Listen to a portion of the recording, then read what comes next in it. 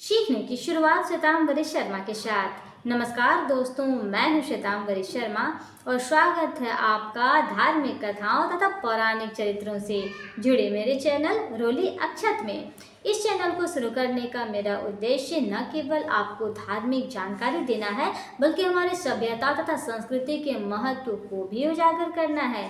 ये चैनल सभी उम्र के लोगों के लिए काफ़ी बेनिफिशियरी यानी काफ़ी लाभकारी है, क्योंकि इससे न केवल आपको धार्मिक जानकारी मिलेगी, बल्कि हमारे सभ्यता तथा संस्कृति के महत्व को भी समझने में काफ़ी आसानी होगी।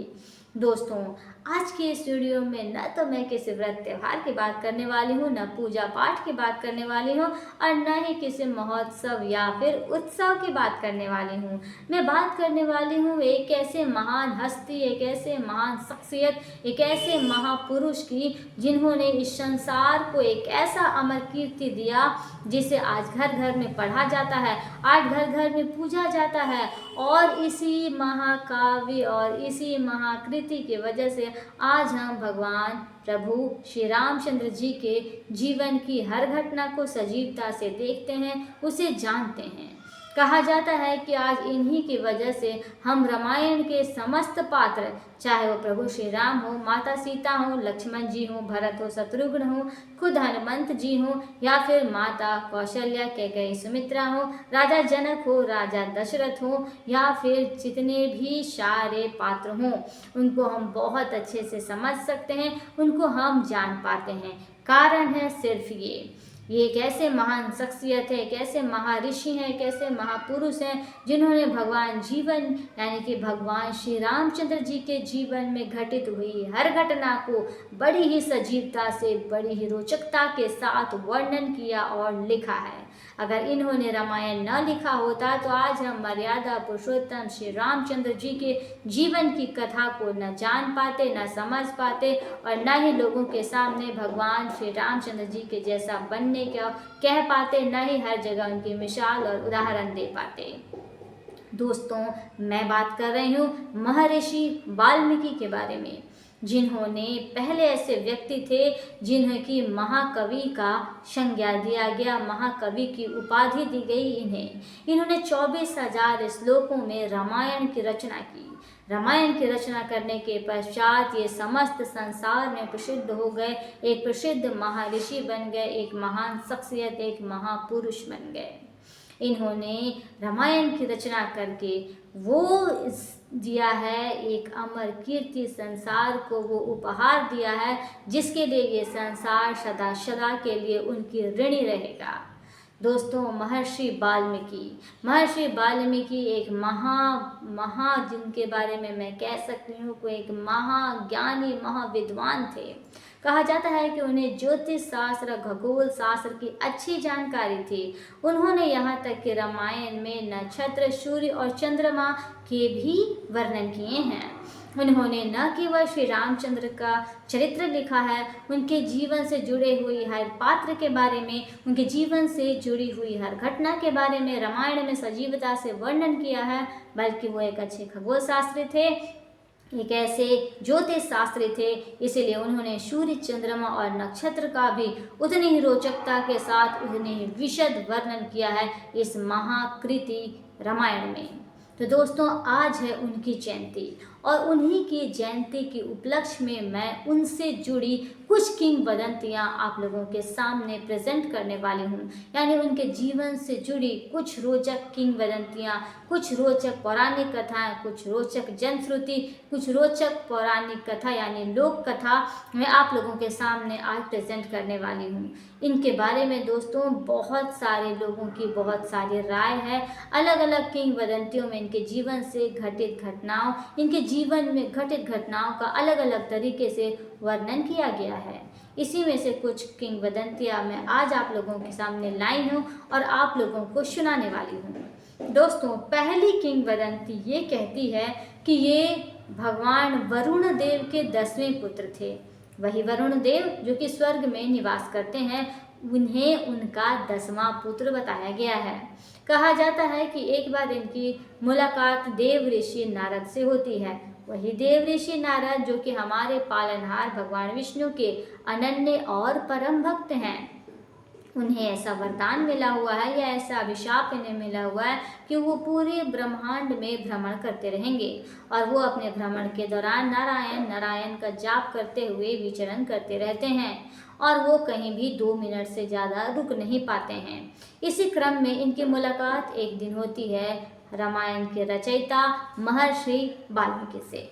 महर्षि वाल्मीकि के साथ जब इनकी मुलाकात होती है तो इन्होंने महर्षि वाल्मीकि को राम शब्द का नाम जाप करने की सलाह दी, किंतु ये रामायण के जो रचयिता थे महर्षि वाल्मीकि वो राम शब्द का जाप नहीं कर पाए। उन्होंने मरा मरा बोलना शुरू कर दिया और मरा मरा का जाप करते करते करते करते एक दिन उनके मुख से राम शब्द निकल गया और वो राम शब्द पावन शब्द पवित्र शब्द बन गया और उसी राम शब्द की वजह से आज समस्त संसार इनका ऋणी है, आज समस्त संसार इन्हें जानता है और ये प्रसिद्ध महर्षि हैं।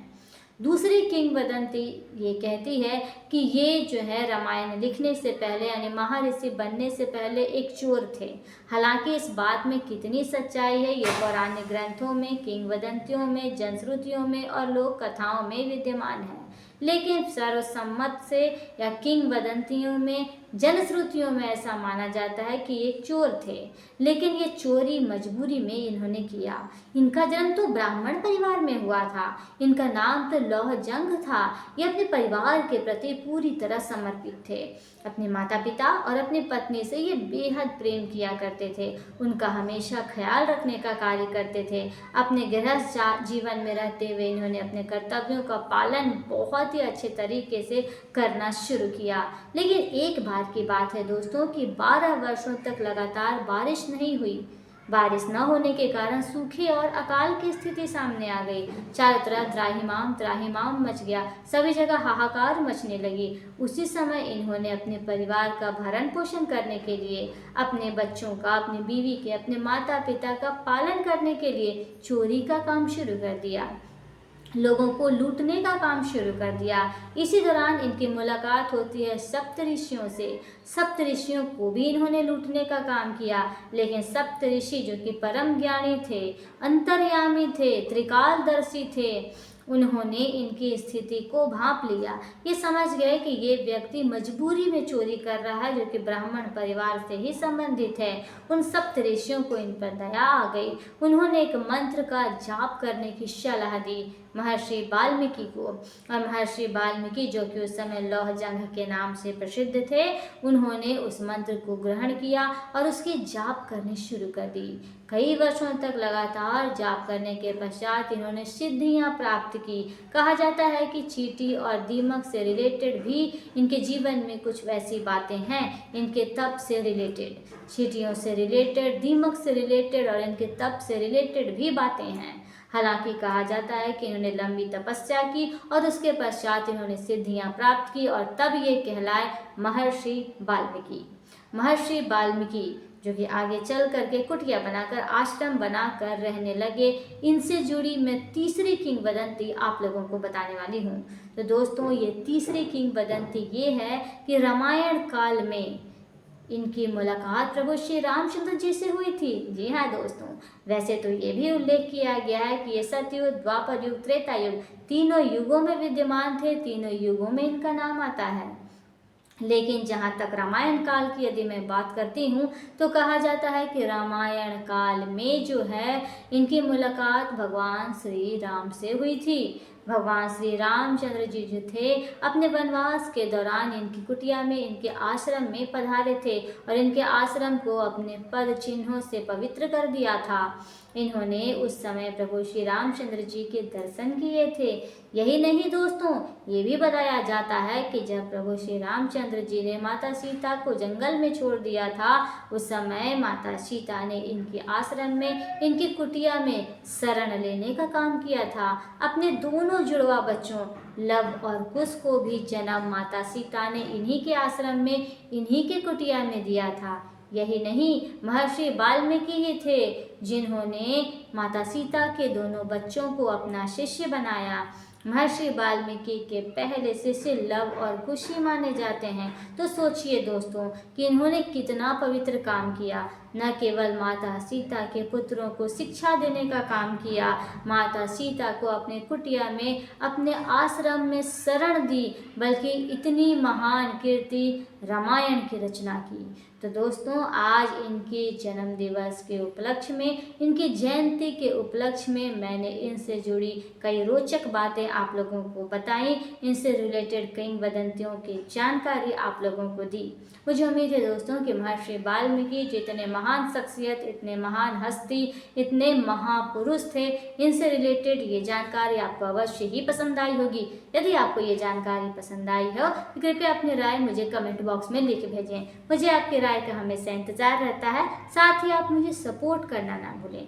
मुझे सपोर्ट करने के लिए बस आपको मेरे इस चैनल को लाइक, शेयर और सब्सक्राइब करना होगा, ताकि मैं मोटिवेट हो सकूं और आपके लिए तरह तरह की रोचक वीडियोस बनाकर आप तक पहुंचा सकूं, आप लोगों को धर्म और ज्ञान से रिलेटेड कई महत्वपूर्ण जानकारियां दे सकूं। तो दोस्तों, आज के इस वीडियो में केवल इतना ही। फिर मिलती हूँ अगले वीडियो में एक नए चरित्र यानी एक नए कैरेक्टर के साथ, हो सकता है एक नई छोटी सी कहानी या एक नए छोटे से प्रसंग के साथ। तब तक के लिए दीजिए मुझे इजाज़त और बने रहिए मेरे इस चैनल के साथ। मैंने अपने इस चैनल पर इस वीडियो के अलावा और भी बहुत सारे वीडियो अपलोड कर रखे हैं। मैं आपसे आग्रह करती हूँ, मैं आपसे अनुरोध करती हूँ कि कृपया इस वीडियो के अलावा आप मेरे और भी बहुत सारे वीडियो जो मैंने इस चैनल पर अपलोड कर रखे हैं उसे आप देखें, उससे आप सीखने का काम करें। आपको उससे धर्म एवं ज्ञान से रिलेटेड कई महत्वपूर्ण और लाभकारी जानकारी अवश्य ही प्राप्त होगी। तो कृपया दोस्तों, आप मुझे दें इजाज़त और बने रहें मेरे इस चैनल के साथ। तब तक के लिए धन्यवाद।